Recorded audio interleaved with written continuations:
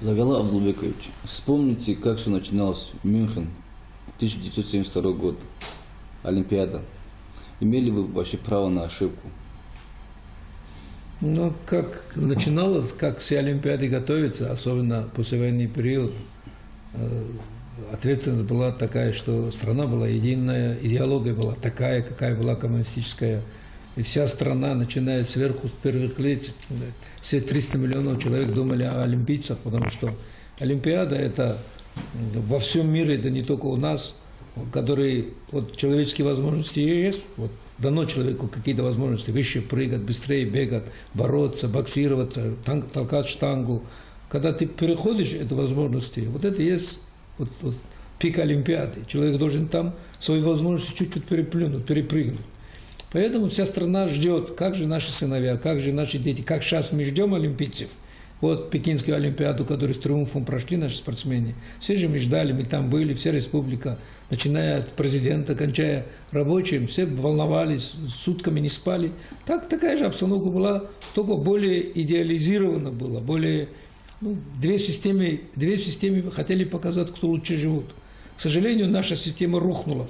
В организации спорта, спортивного движения, массовой физической культуры спорта, оздоровления наций, мы сегодня далеко отстаем по показателям той страны, которая у нас была. Естественно, к Мюнхену тоже, когда готовились, всячески нас пичкали, там, убеждали, там мать Зоя Космодемьянская там живая была, на Красной площади, к мавзолею провожали.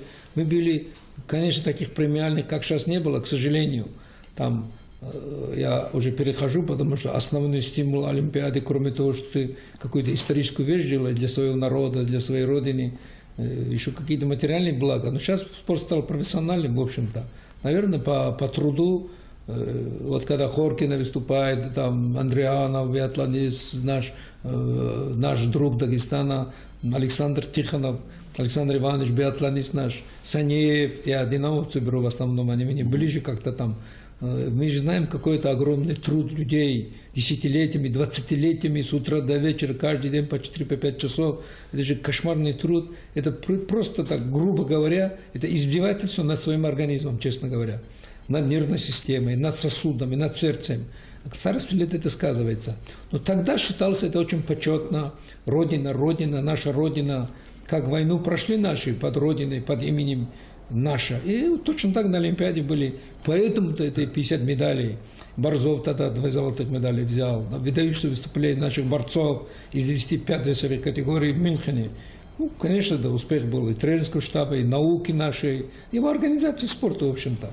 Поэтому, когда в Мюнхен приехали, мы-то первый раз, наша задача была участвовать, хотели понять, что такое это форум, всемирный форум. Я с Дмитрием, нашим Романом Дмитрием, первым олимпийским чемпионом, якутом, спал в комнате. В принципе, мы до утра не спали, даже перед схватками волновались, думали, вдруг ошибка, вдруг что. Конечно, дома ждали люди, здесь ажиотаж большой, но там это не чувствуется. Там, конечно, вспоминаешь и село, где родился, и дом, где родился, и бабушку, и дедушку. И обычно в детстве же память бывает впечатлительной. А сейчас уже прошло, уже там, сколько, век прошел, наверное, с тех пор. В таком каком-то во сне вспоминаешь, что были эпизоды, когда смотришь сегодняшнюю Олимпиаду. Естественно, у каждого спортсмена, наверное.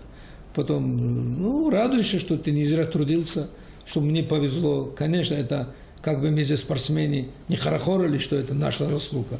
Да, это мы трудились, отказывали себя от всего. К счастью, отказывались. Чего отказывали? Жили, как жили все. Это воля Всевышнего, Всевышним суждено. Все наши движения, все, что мы делаем, нас зовут к лучшему, чистоте, к нравственности, духовности. Вот кто соблюдал, Всевышний тому и помогает. Я думаю, что... Потому что, в принципе, конечно, наверное, об этом много писалось, в печати, везде. Выступления наших тренеров, покойных ныне. И Борислава Михайловича Рыбалка, главного тренера того периода страны.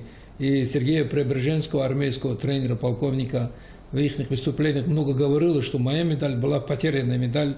Конечно, я не должен был выиграть Олимпиаду, потому что ошибки в расчетах, там тренерский совет так преподнесли, что так получилось. Так что мне надо было в финале выиграть чисто, это уже известный факт. Ну, довольно-таки сложная задача, такая архисложная, потому что выполнять, ну как на финале чисто выиграть. И тебе дают задание, вот выхода нету, надо выиграть чисто. Хочешь медаль золотую чисто. Так получилось. Ошибка в расчетах, не так, как планировали наши, там схватки не так сложились. И получилось, что вместо японца, который я до этого выиграл, в финал попал турок. Там так получилось, что турок выиграл кого-то там, и остались мы троем там. И надо было выигрывать чисто у турка. И воля Всевышнего он дал такую возможность, я ее тоже использовал. Ну, получилось, что там ничего такого нету. Конечно, здесь встречали люди, шум, гам. Республика первый раз после нашего легендарного Али, который так 3 раза участвовал, так получалось. Между периодами все 3 Олимпиады всех бомбил он, а как-то получалось, что у него какие-то то гонка веса, то что-то, травмы.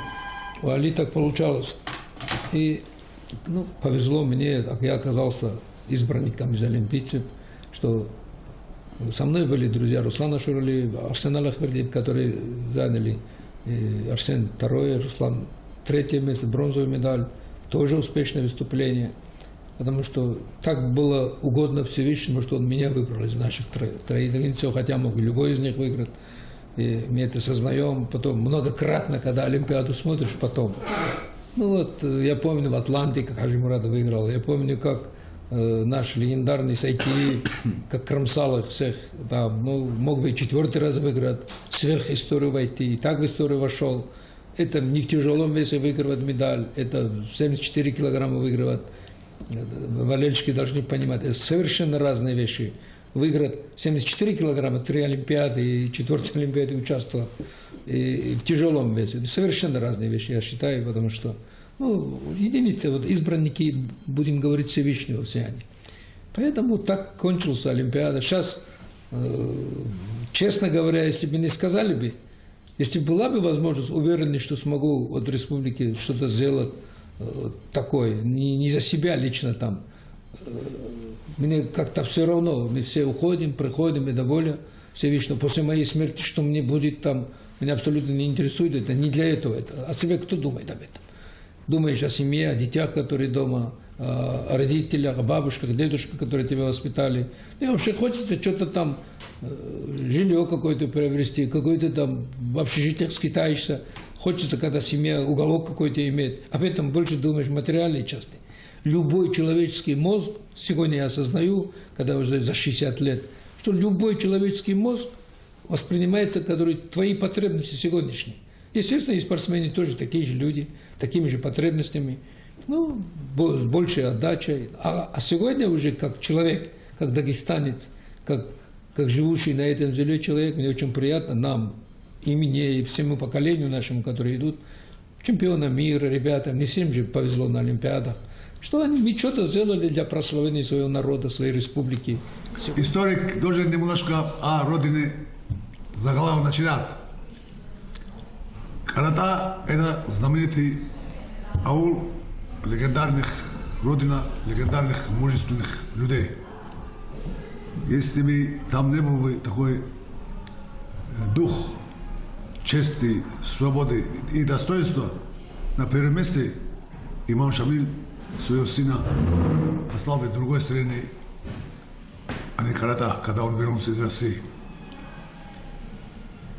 Каратинцу я знаю, у меня там много друзей, и знаю только высокоправящих людей. Моя каратинка наша, Машидан Цахарбеко, это легендарная женщина, которая удивительной трудоспособности, удивительного таланта и Божьим даром.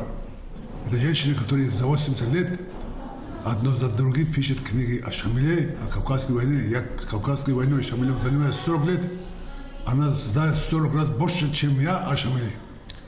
Она пишет о Даниэле, она пишет о Мусае Сул, она пишет о всех аварцах, дагестанцах, которые создали славу Дагестана. Я знал хорошо и отца Абдулбекова. Загалал был мужественный, достойный мужчина, держался на уровне, всегда, везде, всюду, где бы он был. Значит, Абдулбек, он с детских лет, с интерната. Он здесь, в интернатах всегда был такой климат. На уровне, те времена там работал тоже Павел Загалов, заместитель министра, и министр, по-моему, просвещения. И когда такой замечательный мужчина, и красивый, и собранный, и чистый, какой был образец во всех вопросах. Я когда Загалов вижу, я того вспоминаю, это Загалов. Загалов, детство у него трудное было, работник был, он работал, дай Бог каждому хотя бы сотую долю того, что он вложил в этот спорт и в этот ковер, сколько он там пот пролил. Мы с ним, когда он был еще мальчишкой, где-то ему 16, мы его взяли туда, мы поехали в Горки, там он боролся за республику юношей, за взрослых. И еще согнал, он килограмм 5-6 согнал. И это был такой один скелет.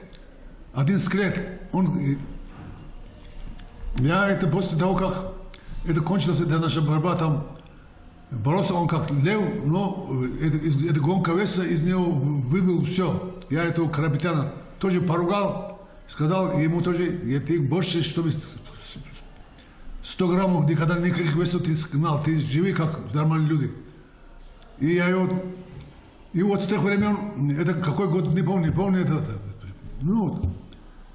им, когда ему было 17 лет, 17 еще не было, 16-летним пацанам, мы его за сборную Дагестана взяли на первенство России, это Горки, город Горки. И дальше выше и лучше пошло у него дела. И Карапетян его вложил, и другие тоже вложили все, без тренеров не получается такие высоты. У меня я был таким диким борцом, у меня никаких тренеров не было, я сам себе тренер был, поэтому я и застрял. Если бы там были такие тренеры, которые меня каждый день опекали, готовили, может быть, чтобы, может быть, и дальше пошел. Но никакой тренер, будь он там богоподобным, если у человека природой не заложено, если человек, и у него нет такого характера бойца, самолюбия и себялюбия и уважения к другим, он таких высот не достигнет. У нас все наши политики, правители или там говоруны, иногда там намекают, борцы, политики, борцы там, борцы здесь. Борцы там и здесь, и везде они должны быть борцами. Все президенты Соединенных Штатов Америки, они были все спортсменами. Спортсмен, если он с 15 лет, 10 лет, до 25 лет или до 30-40 лет каждый день утром встает с рассветом и приходит домой спать тоже 10 часов, и каждый день у него труд, расписание, жизнь, стремление, самоутверждение, стремление. Это стремление, не только одно стремление, это любовь к Отечеству, любовь к Родине. Вы видите, когда вот нам Олимпийские игры идут, когда Олимпийские игры идут, это самые лучшие дни моей жизни. Я смотрю на этих людей, на этих парадов, на этих гимнов, как они там ходят, как они там ведут. Я смотрю на еще семью, когда она прыгает, что она вытворяет. Это богиня в спорте. Вот таким был и наш Загалов. Если Загалов, Али Алиев у нас проложил дорогу в большой спорт. Если это небольшой просто крепыш, когда он стал чемпионом мира дважды, 3-4-5 раз, это каждый третий мальчик в Дагестане был Али Алиев. Поэтому это такая, и по этим стопам вслед за ним, он пошел, и другие пошли вслед за ним. Но это, я видел много раз его борьбу, я видел его, как он укладывается. Это надо быть надо быть, не знаю, это не нормальный, средний человек так не может бороться, как он боролся. Он выкладывал все, он из-за своего здоровья, я думаю, как он до сих пор жив остался. Потому что он выложил свою молодость, свою борьбу, он отдал все, что мог, ничего не оставил. И он на задних скорости тоже у него не было, как у некоторых борцов. Он шел в борьбу, выигрывал борьбу и достойно живет уже. Живет не хапуга, не олигарх, не вокруг этих хакимов не крутится, никого не унижает, достойно живет, достойно ведет. Когда я ее вижу, мне настроение, я возвращаюсь в молодость. Поднимает меня дух, который во мне тоже избиткой. Никому сейчас это не нужно, но кое-кому это не вредно. Общаться с такими людьми, которые принесли славу и своему селению, и своему району, и Дагестану, России и Союзу. Ну что еще? Все. Слава ему, слава его селению, где он живет. Ну, о Дагестане без конца петь не будем. А так, потому что это два человека. Есть два человека, которые проложили дорогу. Это Али Алиев и Загалав. Больше нету. Это он первый чемпион олимпийской истории Дагестана. И он истории так вошел, так оттуда и вообще не увидит никогда. Вот такой он, мой друг, мой сын, мой брат. По духу. Он цену свободы личности, совести знает. Естественно, когда Али взорвал в 1959 году мир, став чемпионом мира, Чоха, 52 килограмма, не имея ни тренера, ни базы, ни в каком-то спортзале, там, школьном физкультурном зале, поднимая штангу, там, гири, сам с собой занимаясь, Али становится чемпионом мира. Это вообще феномен какой-то был. И вот десятки тысяч юношей, спортзалы, Шахрудин Магомедович Амхалов, спортзалы, выставочные залы под борьбу, под спорт. Сколько десятки тысяч юношей Али имя собрал в зал, и я в том числе, и наше поколение в том числе, и все олимпийцы в том числе, и не олимпийцы тоже. Они в залах. Но сегодня же однозначно ясно, сколько государство наше во главе с президентами, сколько стараются привлечь этих юношей, уйти от наркомании, от болезней. Посмотрите, что в армии творится, призыв. Рахитики один раз не могут подняться. Спорт же, спасение это все, не просто так. С древних римлян до нашей эры детей, воспитание детей было поставлено на физическое воспитание, духовно-нравственное воспитание. Этим занимались. У нас как-то вот перестройка, там какой-то хаос в этой части. То, что было, не уберегли, и новое ничего не создали. Вот теперь начинает к старому возвращаться. Там детские школы, я имею в виду спортивные школы, открывают там, а финансировать тяжело сегодня. Поэтому мы рады, что что-то удалось нам сделать для республики. Наверное, по-другому пошла бы жизнь, если бы не спорт, поэтому должны быть благодарны спорту. А олимпийское движение, конечно, Мюнхен запомнился с тем, что там стреляли, убили 11 этих израильских ребят, олимпийцев. Бойкот. Ну, бойкот, да, бойкот один день, он из всех олимпиад на один день продлили ее там. Не 15 дней, а 16 дней. Один день остановили олимпиаду, этим тоже знаменит. И среди этих погибших ребят был наш белорусский классик, парень 57 килограмм, я сейчас фамилию не помню, наш советский воспитанник, приехал в Израиль по обстоятельствам, и он выступал за Израиль там, и он тоже попал под эту перекрестный огонь. Конечно, никто не оправдывает, никакой ислам к этому никакого отношения не имеет. И наша религия только благородство, как и любая религия, люби ближнего, люби человека. Он рожден так же, как и все мы рождения, и не осуждай. Каждый вид спорта имеет огромную цену, огромное значение для любого государства, для любого народа, поскольку спорт – это здоровье нации. Но когда касается спорта, и связано с республикой нашей, с Дагестаном, мы не можем не говорить о национальном виде спорта, как вольная борьба, который уже на протяжении многих десятилетий увлекает нашу молодежь, увлекает любителей этого прекрасного вида спорта. И, естественно, за прошедшие десятилетия, еще в период советской системы, у нас накопилась огромная плеяда наших знаменитых спортсменов по вольной борьбе. Но сегодня, когда мы говорим о современных молодых ребятах, которые достигли больших успехов, наверное, будет очень правильно вспомнить, с чего начиналась история развития вольной борьбы Республики Дагестан. Это, конечно, Али Алиев, пятикратный чемпион мира. Это Загалав Абдулбеков, который является первым дагестанцем, первым жителем Северного Кавказа, который поднялся на высшую олимпийский пьедестал в 1972 году в Мюнхене. Я считаю, что он сыграл огромную роль в деле популяризации вольной борьбы, в деле настроя наших молодых ребят на достижение высших результатов. Он открыл дорогу к олимпийским звездам. Он показал нашим молодым ребятам, если трудиться, целенаправленно заниматься, есть возможность у наших дагестанцев, нашей молодежи достигать аналогичных результатов. И сегодня, я считаю, мы можем с гордостью сказать, вот тот путь, который показал Загалав Абдулбеков, сыграл огромную роль в последующих высоких соревнованиях, это чемпионатах страны, чемпионатах Европы, мира, Олимпийских игр, когда уже у нас имеется большое количество чемпионов, призеров Олимпийских игр.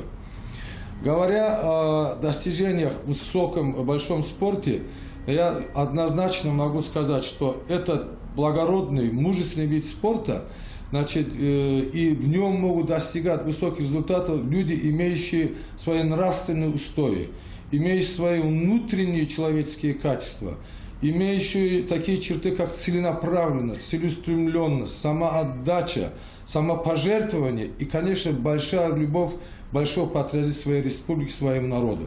Все эти качества, я могу сказать, концентрированно выражены в нашем друге, нашем великом спортсмене Загалаве Абдулбекове. То, что касается вот лично меня, как родителя, как отца спортсмена Ахтияра Ахмедова, я могу однозначно сказать, бесспорно большая роль Загалава в его становлении, его росте, в том, что он был ориентирован. Одним из ярких примеров для Бахтияра, это, конечно, путь, пройденный Загалавом Абдулбековым. Да не только для Бахтияра, для всех наших ребят. Я уверен, еще много у нас будет олимпийских чемпионов, когда у нас есть вот такая база, есть такие старшие, на которых мы можем, молодежь может, должна и ориентируется. Я хотел бы, чтобы наш народ, который любит очень вольную борьбу, естественно, может, не всем людям Загалав Абдулбеков пожал руки, такой аудитории нет, не всех людей он может одновременно знать, но нет ни одного дагестанца, я могу твердо сказать, который не знает, не уважает, не любит Загалава Абдулбекова как нашего национального героя. Лезгинка в вашем исполнении на ковре, это была ваша заготовка или так все получилось неожиданно, спонтанно? Очень много переговоров шли. Наши подходили к турку, Дагестанлы, Мустафа Дагестанлы, двукратному олимпийскому чемпиону, чтобы борьба была честной на ковре. Без закулисных игр? Без подводных игр. А там подводные игры были уже в заключении, потому что настрой осталось. Я с болгарином отборолся. По расчетам нашего руководства сделали то, что руководство хотели. Приказ выполнили. Мы сделали ничего. А я попал болгарин в финале и попал турок, который не должен попасть. Теперь от турка зависит, как со мной отборются. Я первым борюсь. Поэтому, и мы, конечно, к турку побежали. Там делегация целая, Дагестанлы там все. Ну, а турку категорически нет. Ты, говорит, не будешь чемпионом. Мне говорят, ты второй. В любом случае ты второй. Да как бы там ни сложилась схватка. Но никто же не думает, что чисто можно выиграть. Поэтому, когда чисто положил его, конечно, у меня уже эмоции там немножко грубо чуть-чуть получилось. Он же там лег, он упал сильно очень, его еле подняли, он же ударился шеей, он и мастить не стал там. Так получился, бросок был такой, что он, упал, там, себя в шоке, там, шеей ударился он сильно. И когда лег, меня отрывали от него судьи, я же не отпускал его, потом скажут, 2 секунды, 3 секунды было, не было. Всякое же могут говорить, судьи как говорят. Не коснулся там. Он лежал и не вставал, его отрывали от лопаток. Ну, когда он встал, я, конечно, с ним грубо, он же не хотел честно бороться. Он хотел, чтобы я вторым стал. Болгарин, крайне. Или он чемпион, или болгарин. Если он у меня выиграет, он с болгарина выиграет, он чемпион. А если я по баллам выиграю, 100 баллов, то болгарин. Поэтому там, это уже эмоции, от обиды, эмоций, что он нечестно хотел поступить со мной. Вот, да, а чем я можно доказать? Вокруг него начал танцевать, там, что там было, я даже не помню. Я танцевать-то нормально не умею. Там, что танец. Там, ну. Так, это экспромтом там, как получилось, кто-то сальто делает, кто-то там с собой уже ты не управляешь. Знаешь, что какой груз был на тебя, потом, когда ты совершился груз, ты уже не знаешь, что с собой делать. Там мозги уже не управляют, там эмоции управляют. Я знаю, что у вас после Олимпиады, вот 80-е годы, было очень много поклонников, фанатов, которые постоянно поджидали вас у стадиона «Динамо», чтобы только поздороваться с вами, пообщаться. Сейчас как ваши дела обстоят? Ну, вы знаете, когда человек как-то становится популярным, публичным человеком становится, там, чемпион, там, борцы у нас, модно же, борцы у нас, Борцовская республика, спортивная республика, держава, Дагестан. Да и сегодня все наши чемпионы, и Ширвани, и Бахтияр, и Сайти, все же это, и Муртазали, все молодежь, это же очень популярные люди. Конечно, много несправедливости, как в любом государстве у нас. Люди обращаются по-всякому, по мелочам, не мелочам. Люди, которые обижены, ищут себе какие-то толчков, какую-то помощь. Конечно, люди ждали, много ждали раньше. Один раз даже был случай такой. Первый секретарь обкома партии Магомед Салам Ильич Умаханов уехал на работу. Я пришел сюда уже, Динамо, уже работал здесь. 80 какой-то год там, я не помню. И вот такой в 9 часов утра он проезжал на работу на белой Волге, в белом костюме. Он выходит с машины, останавливает, я стоял там, он увидел, что я стою здесь. Вышел, похлопал по плечу, из машины вышел, охраны не было, он один был в Волге. И водитель, еще кто-то сидел рядом. Заголовок, как дела, похлопал по плечу, вышел из машины. А люди видят, 9 часов первый секретарь. Тогда же такие, очень тяжело было попасть в первую секретарю, заботы много, хозяйство большое. И он вышел, похлопал меня, ну, какое-то данное уважение оказал первый секретарь обкома партии, старше меня на много человек, который прошел войну до Рейхстага, полковник советской армии Магомед Салам Ильич Умаханов, который в нашем, когда я остановился, он был первым секретарем обкома партии. Вот такое уважение оказал и первые лица, они всегда оказывают первые лица, и сегодня оказывают, и руководители бывшие, нынешние. Когда олимпийцы, это особый, это отбор дагестанской нации, это показатель, они все понимают значение для молодежи, для лечения спорта. Поэтому, конечно, а люди, конечно, людям интересно. Даже я, когда приехал один раз в Сивух, там наш язык, там наш сельский язык, там разговаривал, да, в Хасавюрском районе. Но там 12 час ночи узнали, что люди, я в Хасавюрте, у меня друзья жили там, я у них останавливался иногда, и узнали, что Сивух приехал, там тот период, час ночи открыли магазин, не знают, что подарить там. Ну, люди же не видели меня там, многие как-то не видели. И приносят 54 размер пиджак, костюм какой-то нашли. 54 размер. Я говорю, это как на Сурахата я делал, на тяжеловесный костюм принесли мне. 56, 54 размер. Мне-то надо 44, тогда надо было, я худой был тогда. И пошли менять, час ночи открыли магазин, зав склада. Это когда магазинщик, не открыл магазин. Разбудились в постели, к нам, говорит, там приехал чемпион такой-то, полный зал, людей захожу, ну, 12 часов ночи, ну откуда столько людей там? В зале откуда людей ночью? Вот такое внимание, это наше, знаешь, когда Дагестан же небольшая республика, гордая республика. Гордость за людей, что наш Дагестан независимо от нации. Туземисты, аваристы, лезгинты, там, даргинты. Лишь бы сын был наш, воспитанный Дагестан. Когда у нас праздник бывает, космос и Монаров, сколько шоу анекдотов.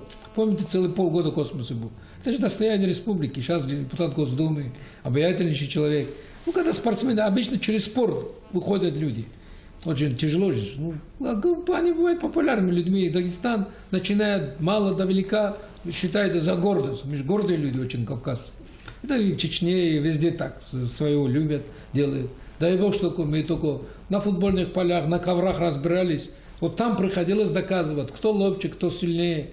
Ну, вот так популярность была, и сегодня это есть. Сегодня разве дают Ширвани или Ахмедову пройти, или Сайтиеву там? Толпы людей за ними ходят. За Сайтиевым только вот туда, в Пекин приехало, сколько людей там. Вся гостиница была полная его болельщиками Сайтиева там. полгостиницы его жили, там одни окружения. Вот. Поэтому это ничего такого нету. Но сегодня возможность есть ехать, поэтому раньше было, да, много очень около Динамо, чтобы поздороваться. Много людей стояло, я и здоровался со всеми. Много людей очень стояло, десятками людей здоровались, на пляжу, где бы ни было. И даже по сегодня подходит такое. У нас очень популярность, но это и ответственность же человека. Мы же должны себе за речью следить, эмоции не давать. Даже как ты кушаешь, как ты ходишь, как ты одеваешь, люди смотрят на тебя. И это по сегодняшний день такое внимание. Ну, мы-то уже старые, наше поколение ушло к молодежи. Молодежи пример-то берут с тех, которые вверх вылезли, в спорте, в искусстве, где бы ни было, в танцах, в песнях. Они все публичные люди, поэтому, естественно, лишь дополнительные обязанности. Ничего такого нету. Хотелось бы услышать несколько слов о спортсменах вашего поколения. Ну, поколение можно начинать с Али Алиева, конечно, он основоположник всего, что у нас есть. По сегодняшний день мы должны, и будущее, и мы, и все должны поклоняться Али, мы это делаем. А вообще, конечно, тот период, когда приехал Крутковский вместе с Шахмурадовым сюда, запоминались имя Сураката Осветилова. Он был тяжеловес, наш первый чемпион Советского Союза.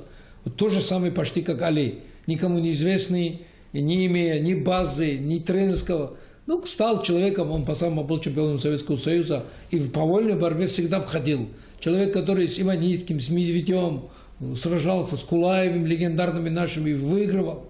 Суракат за счет своего характера, за своей горской прямоты, за счет своей чистоты. Мне иногда кажется, Суракату даже мешала его чистота, прямота бороться. Потому что человек эмоциональный, а на ковре нельзя эмоции, там очень осторожным надо быть. А он это не контролировал себя. Поэтому то поколение, и Гаджиев Стасик, и Сулейман Эфендиев, которые это поколение Али Алиева, которые были наши, и многие ушли уже из жизни. Ну, это те, которые были на слуху у нас, которые призерами становились. Потом, а вот следующее поколение уже после них, наше поколение, там уже была кошмарная масса, все залы были забиты. Вот это поколение, уже они чуть моложе, чем я, и мое поколение, там Насурлаев, Ашуралиев, все вот это. А вот следующее поколение Абсаидов, Юмин, Абушев, видите, преемственность какая у нас там. Поэтому я, конечно, там совсем другое время. Это настолько давно было, я вспоминаю, сейчас радуюсь, когда живых, здоровых видишь своих друзей. Конечно, они основа всего. Не было той техники, как сейчас. Но дух и желание бойцовского характера, мне кажется, того поколения на одном духе держались. Во главе Сураката, во главе с Али нашей. На одном духе. Там 2-3 приема знали они там. Остальное что знали там. А так духом выигрывали и Россию, и Союзы. Проживались вот так. А с приходом, конечно, Шахмурадова, честно говорю я вам, с приходом Юрия Ивановича Шахмурадова, мы начали думать на ковре хитрить. Без комбинации, мы отстали бы. И сейчас мы в мировом спорте впереди. Сейчас все к нам едут. Посмотрите, турки, монголы, там, американцы вот нашу базу едут. У нас есть чему поучиться. И все. И это ничего не отнимешь у нас. Конечно, это заслуга старшего поколения. Я многих именно начал забывать, которые старые и по самбо, и по классике. Гарун Алиев был, помните, чемпион России, первый по классике. Я сейчас уже классиков забыл я. И того поколения, Гапиза забыл, Мусаева, призер Советского Союза, 90 килограмм, красавец, фигура был, Даргинис парень. Сейчас тоже он профессор, преподает в университете, некрасиво, Абус Вагабов. Помните, первым чемпионом по юношам стал Феликс Вагабов, Абус Вагабов. Абус Вагабов потом стал членом сборной был Советского Союза, призером был, таким мощным бицепсами парень был с Ахты. Поэтому, когда вспоминаешь, ну, это вот старшее поколение, которое дало толчок нам, конечно, нас будут помнить, и сейчас помнят все, очень благодарны им. Спасибо за беседу.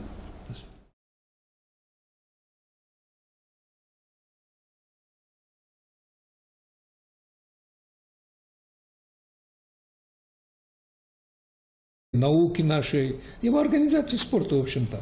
Поэтому, когда в Мюнхен приехали, мы-то первый раз, наша задача была участвовать, хотели понять, что такое это форум, всемирный форум. Я с Дмитрием, нашим Романом Дмитрием, первым олимпийским чемпионом, якутом, спал в комнате. В принципе, мы до утра не спали, даже перед схватками волновались, думали, вдруг ошибка, вдруг что. Конечно, дома ждали люди, здесь ажиотаж большой. Но там это не чувствуется. Там, конечно, вспоминаешь и село, где родился, и дом, где родился, и бабушку, и дедушку. И обычно в детстве же память бывает впечатлительная. А сейчас уже прошло, уже там, сколько, век прошел, наверное, с тех пор. В таком каком-то во сне вспоминаешь, что были эпизоды, когда смотришь сегодняшнюю Олимпиаду. Естественно, у каждого спортсмена, наверное.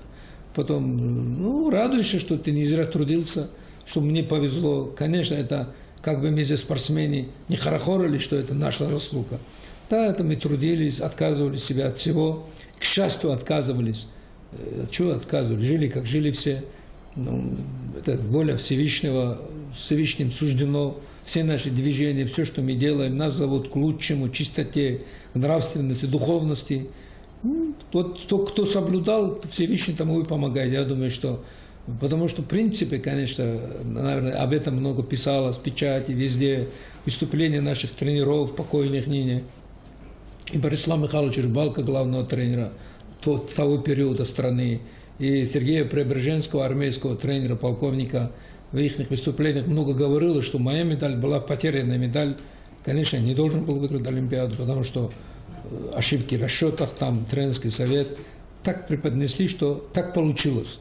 Так что мне надо было в финале выиграть чисто, это уже известный факт. Ну, довольно-таки сложная задача, такая архисложная, потому что выполнять, ну как на финале чисто выиграть. И тебе дают задание, вот выхода нету, надо выиграть чисто. Хочешь медаль золотую чисто.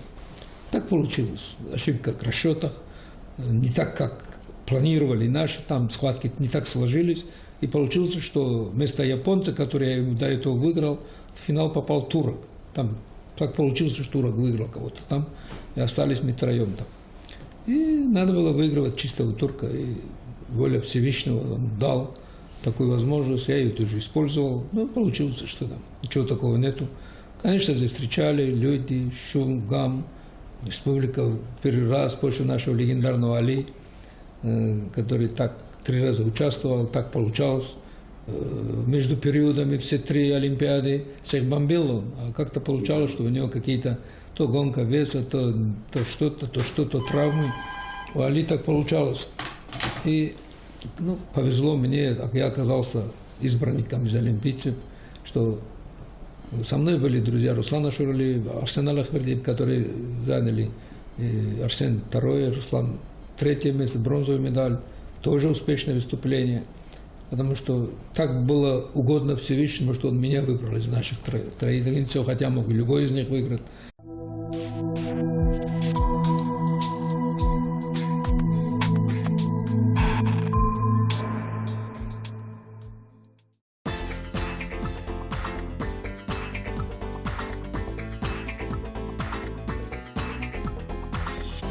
Завяла Абдулбекович, вспомните, как все начиналось в Мюнхен, 1972 год, Олимпиада. Имели вы вообще право на ошибку? Ну, как начиналось, как все Олимпиады готовятся, особенно послевоенный период, ответственность была такая, что страна была единая, идеология была такая, какая была коммунистическая. И вся страна, начиная сверху, с первых лиц, все 300 миллионов человек думали о олимпийцах, потому что Олимпиада это во всем мире, это не только у нас, которые вот человеческие возможности есть, вот дано человеку какие-то возможности, выше прыгать, быстрее бегать, бороться, боксироваться, толкать штангу. Когда ты переходишь эти возможности, вот это есть вот пик Олимпиады. Человек должен там свои возможности чуть-чуть перепрыгнуть. Поэтому вся страна ждет, как же наши сыновья, как же наши дети, как сейчас мы ждем олимпийцев. Вот Пекинскую Олимпиаду, которую с триумфом прошли наши спортсмены. Все же мы ждали, мы там были, вся республика, начиная от президента, кончая рабочим, все волновались, сутками не спали. Такая же обстановка была, только более идеализирована была, более... две системы хотели показать, кто лучше живут. К сожалению, наша система рухнула. В организации спорта, спортивного движения, массовой физической культуры спорта, оздоровления наций, мы сегодня далеко отстаем по показателям той страны, которая у нас была. Естественно, к Мюнхену тоже, когда готовились, всячески нас пичкали, там, убеждали, там, мать Зоя Космедемьянская, там живая была, на Красной площади, к мавзолею провожали. Мы были, конечно, таких премиальных, как сейчас, не было, к сожалению. там я уже перехожу, потому что основной стимул Олимпиады, кроме того, что ты какую-то историческую вещь делаешь для своего народа, для своей родины, еще какие-то материальные блага. Но сейчас спорт стал профессиональным, в общем-то. Наверное, по труду, вот когда Хоркина выступает, там Андрианов, биатлонист, наш друг Дагестана, Александр Тихонов, Александр Иванович, биатлонист наш, Санеев, я динамовцы беру в основном, они мне ближе как-то там. Мы же знаем, какой это огромный труд людей, десятилетиями, 20-летиями, с утра до вечера, каждый день по 4-5 часов. Это же кошмарный труд. Это просто так, грубо говоря, это издевательство над своим организмом, честно говоря. Над нервной системой, над сосудами, над сердцем. А к старости лет это сказывается. Но тогда считалось это очень почетно. Родина, наша Родина. Как войну прошли наши под Родиной, под именем наша. И точно так на Олимпиаде были. Поэтому-то это 50 медалей. Борзов тогда 2 золотых медали взял. Выдающиеся выступления наших борцов из 95 весовой категории в Мюнхене. Ну, конечно, да, успех был и тренерского штаба. У нас все наши политики, правители или там говоруны, иногда там намекают, борцы, политики, борцы там, борцы здесь. Борцы там и здесь, и везде они должны быть борцами. Все президенты Соединенных Штатов Америки, они были все спортсменами. Спортсмен, если он с 15 лет, 10 лет, до 25 лет или до 30-40 лет каждый день утром встает с рассветом и приходит домой спать тоже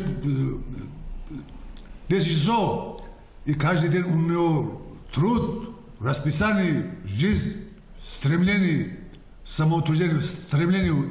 Это стремление, не только одно стремление, это любовь к Отечеству, любовь к Родине. Вы видите, когда вот там Олимпийские игры идут, когда Олимпийские игры идут, это самые лучшие дни моей жизни. Я смотрю на этих людей, на этих парадов, на этих гимнов, как они там ходят, как они там ведут. Я смотрю на еще семью, когда она прыгает, что она вытворяет. Это богиня в спорте. Вот таким был и наш Закалав. Есть Закалав, Али Алиев у нас проложил дорогу в большой спорт. Если это небольшой просто крепыш, когда он стал чемпионом мира дважды, 3, 4, 5 раз, это каждый третий мальчик в Дагестане был Али Алиев. Поэтому это такая... И по этим стопам вслед за ним он пошел, и другие пошли вслед за ним. Но это... Я видел много раз его борьбу, я видел его, как он укладывается. Это надо быть, не знаю, это нормальный средний человек так не может бороться, как он боролся. Он выкладывал все, он и со своей здоровьем, я думаю, как он до сих пор жив остался. Потому что он выложил свою молодость, свою борьбу, он отдал все, что мог, ничего не оставил. И он на задних скорости тоже у него не было, как у некоторых борцов. Он шел в борьбу, выиграл борьбу и достойно живет уже. Живет не хапуга, не олигарх, не вокруг этих хакимов не крутится, никого не унижает, достойно живет, достойно ведет. Когда я его вижу, мне настроение, бывает, что я возвращаюсь в молодость. Поднимает мне дух, который во мне тоже избиткой. Никому сейчас хотя и это не нужно, но кое-кому это не вредно. Общаться с такими людьми, которые принесли славу и своему селению, и своему району, и Дагестану, России и Союзу. Ну что еще? Все. Слава ему, слава его селению, где он живет. Ну, о Дагестане без конца не будет. Дагестан. Я знал хорошо и отца Абдулбекова. Закалав был мужественный, достойный мужчина, держался на уровне. Всегда, везде, всюду, где бы он был. Даже Абдулбеков, он этот с детских лет, с интерната. Он здесь, в интернатах всегда был такой климат. на уровне те времена там работал тоже по фамилии Загалов, заместитель министра и министр, по-моему, просвещения. И когда такой замечательный мужчина, и красивый, и собранный, и чистый, какой был образец во всех вопросах. Я когда Загалова вижу, я того вспоминаю, это Загалов.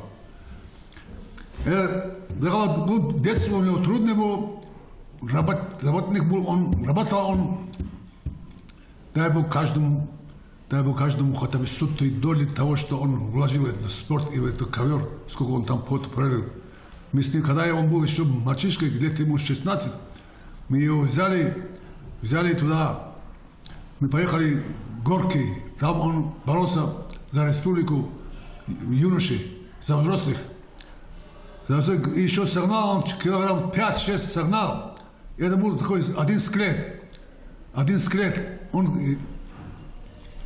Я это после того, как это кончилась, эта наша борьба, там боролся он как лев, но эта гонка веса из него выбил все. Я этого Карапетяна тоже поругал, сказал ему тоже, ты больше, чтобы 100 граммов никогда никаких весов ты сгнал, ты живи как нормальные люди. И я его, и вот с тех времен, это какой год, не помню это, им, когда ему было 17 лет, 17 еще не было, 16-летним пацаном мы его за сборную Дагестана взяли на первенство России, это Горки, город Горки. И дальше выше и лучше пошло у него дела. И Карапетян его вложил, и другие тоже вложили все, без тренеров не получается такие высоты. У меня не был, я таким диким борцом, у меня никаких тренеров не было, я сам себе тренер был, поэтому я и застрял. Если бы там были такие тренеры, которые меня каждый день опекали, готовили, может быть, чтобы, может быть, и дальше пошел. Но никакой тренер, будь он там богоподобным, если у человека природой не заложено, если человек, и у него нет такого характера бойца, самолюбия и себялюбия и уважения к другим, он таких высот не достигнет. И мы это сознаем потом многократно, когда Олимпиаду смотришь потом. Я помню в Атланте, как Хаджи Мурадов выиграл. Я помню, как наш легендарный Сайки, как кромсал их всех. Там, мог бы и 4-й раз выиграть, сверх историю войти. И так в историю вошел. Это не в тяжелом весе выигрывать медаль. Это 74 килограмма выигрывать. Болельщики должны понимать. Это совершенно разные вещи. Выиграть 74 килограмма, 3 Олимпиады и 4-й Олимпиаде участвовал. И в тяжелом весе. Это совершенно разные вещи, я считаю, потому что единицы, избранники, будем говорить, Всевышнего все они.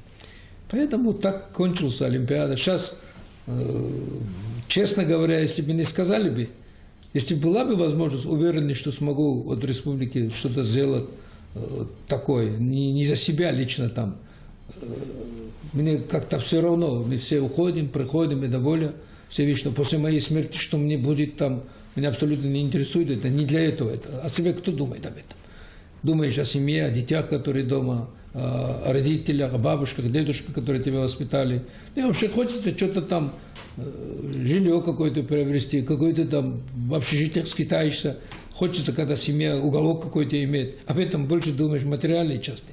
Любой человеческий мозг, сегодня я осознаю, когда уже за 60 лет, что любой человеческий мозг воспринимается, который твои потребности сегодняшние.